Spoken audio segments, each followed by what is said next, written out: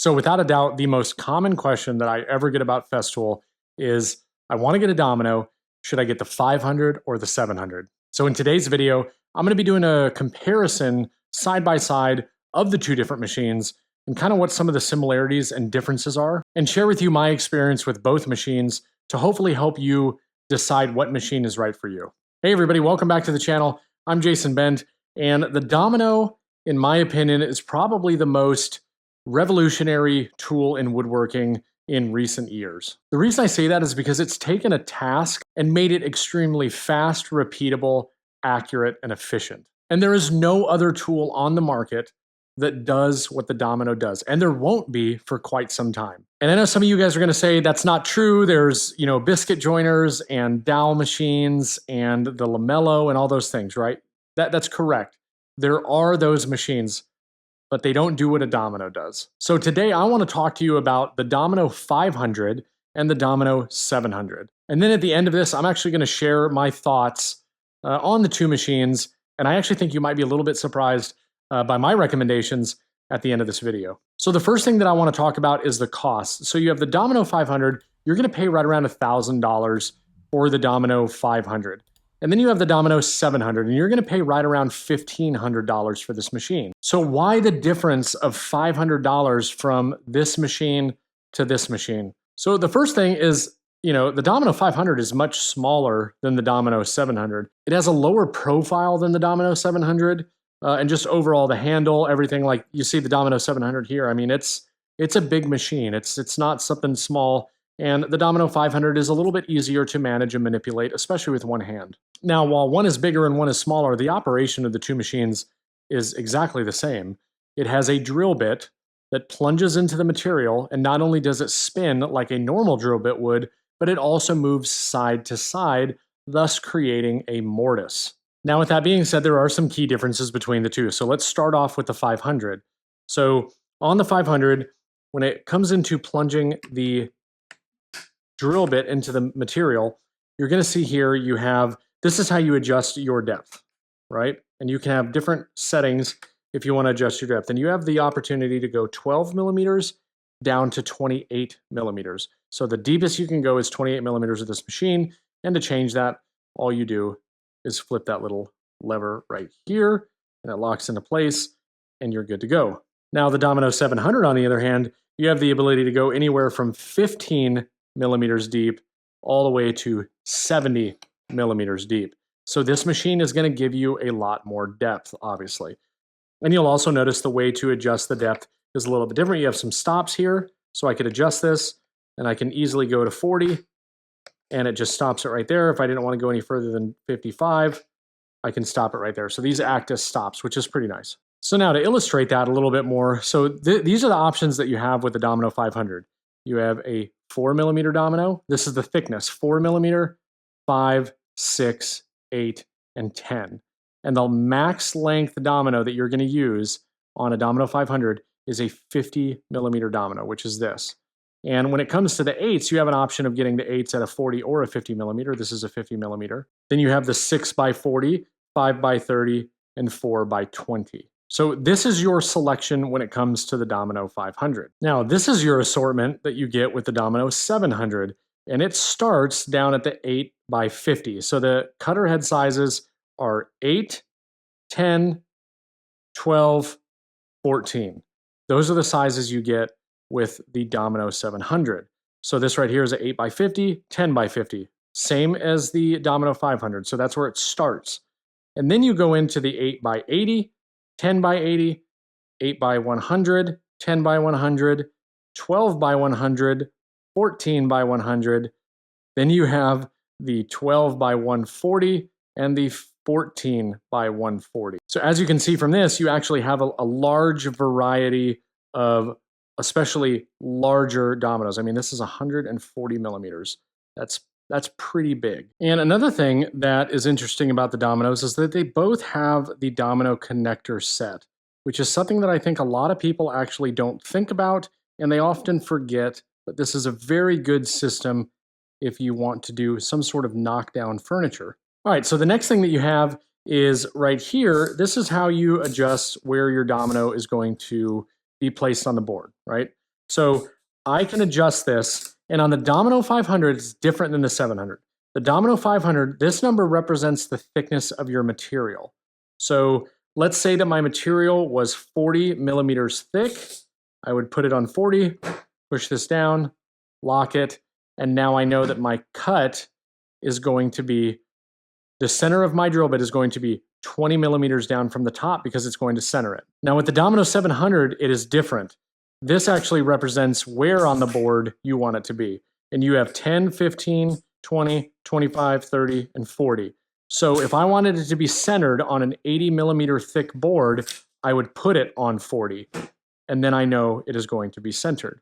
And since I got you guys in close, while I've got the Domino 700 still, I'm going to show you the plunge depth. So you have a max plunge depth of 70 millimeters. So you can see how far that bit comes out. And as you can see with the Domino 500, max plunge depth is going to be 28. All right, so the next thing I want to address is the weight. And the weight is actually a very important consideration when deciding which one of these to choose, in my opinion. So let's put the Domino 500 on there first. So 7 pounds, almost 2 ounces. All right, so now let's try the Domino 700. And this is probably too heavy for this scale, but I'm going to slowly lower it down so you can see the numbers before it maxes out.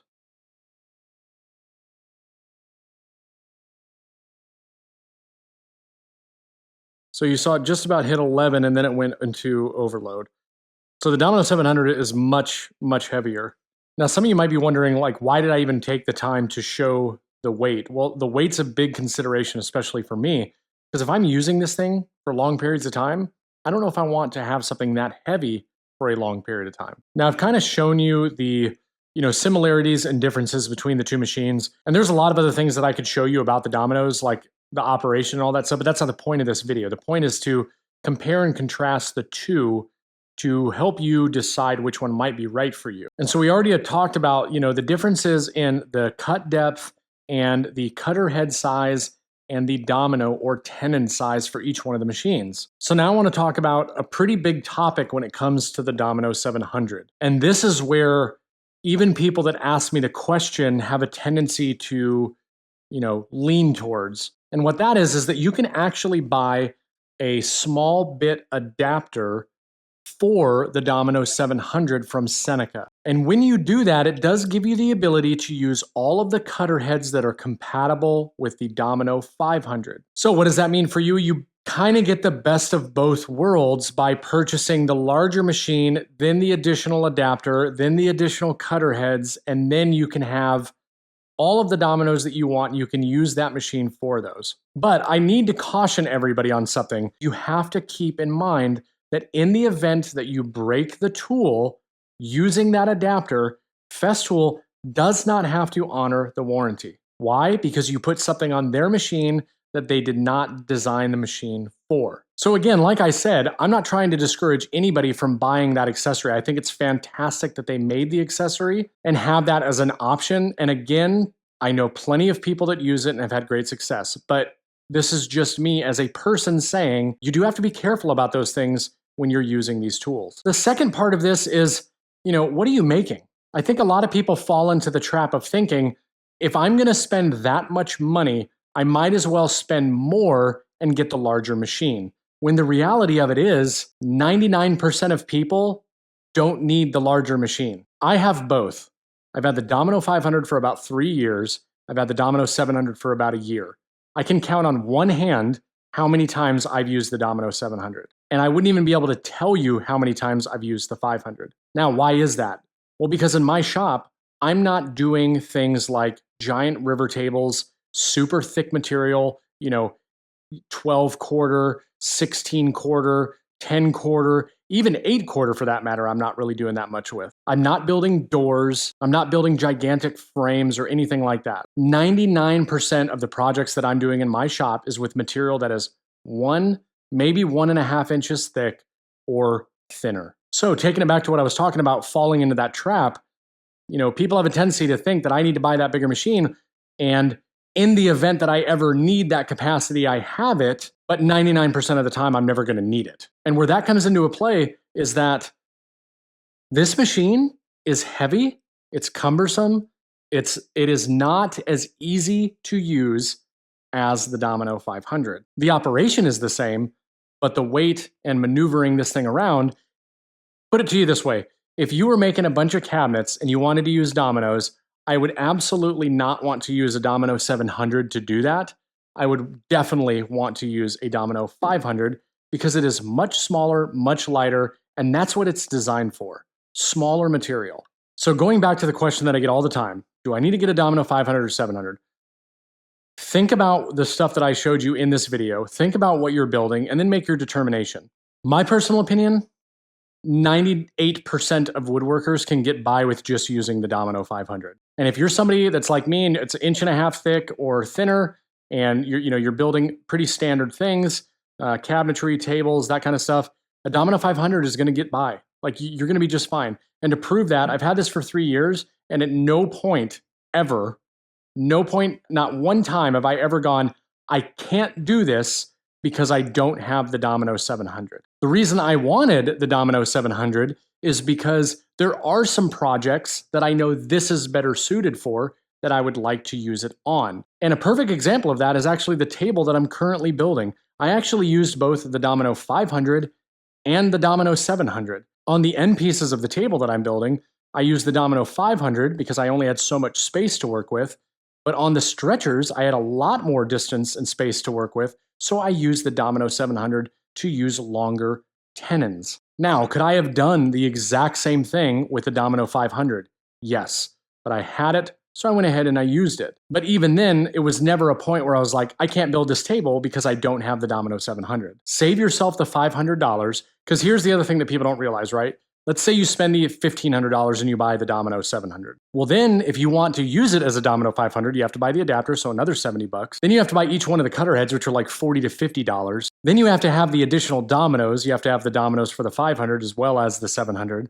The dominoes for the 700 are more expensive, and you get less of them because they're longer. So all things I just want you to consider that I think a lot of people don't. Could you have both machines in one? Yes. But if you know you're going to be using this regularly and it's going to be in your hands all the time, you may want to rethink getting the larger machine because, like I said, it's not as easy to manipulate. It operates the same, it does the same task, but at the end of the day, if I'm using it for long periods of time, I'm going with the Domino 500. For those of you that are out there that have been struggling to try to determine which one of these to buy, I really hope this video helped. If you're watching this video, it's probably because you've been asking yourself that question. At the end of the day, regardless, whichever one you choose, you're going to be really happy with because it's an amazing tool that makes a task very enjoyable, very easy, and it's just going to make your joinery that much better. As always, everybody, I really appreciate you taking the time to watch. If you want to find out more about me and what I'm doing, go over to my website, bentswoodworking.com, or you can go over to Instagram and find me at bentswoodworking. Feel free to shoot me a message, ask me a question, I'd be happy to help. That's going to do it for this video, so until next time, everybody, get out in the shop, try something new, and I'll see you in the next video. Thanks.